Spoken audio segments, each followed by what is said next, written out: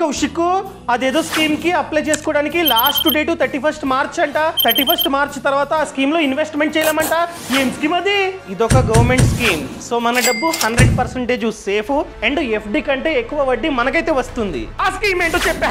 ఈ స్కీమ్ పేరు మహిళా Samman savings certificate. So post office లేదా బ్యాంక్ వెళ్ళి ఈ ఖాతాని ఓపెన్ చేసుకోవచ్చు. ఇది వన్ టైం ఇన్వెస్ట్మెంట్ ఆప్షన్. ఒక్కసారి మన డబ్బుని పెట్టుబడి పెడితే 2 years తర్వాత అదే పోస్ట్ ఆఫీసు లేదా బ్యాంకు అసలు ప్లస్ వడ్డీ మనకైతే ఇస్తుంది. సో టెన్యూర్ 2 years, మినిమం పెట్టుబడి 1000, మ్యాక్స్ వచ్చేసి 2 lakhs వరకు మనమైతే డిపాజిట్ చేసుకోవచ్చు. వడ్డీ చూసుకున్నట్లయితే ప్రెసెంట్ 7.5%. 2 lakhs మనం కనుక డిపాజిట్ చేస్తే 2 years తర్వాత 2,32,000 మనకైతే వస్తుంది. అంటే 32,000 ఇక్కడ మనకి వడ్డీ అనమాట. అర్థమైందా?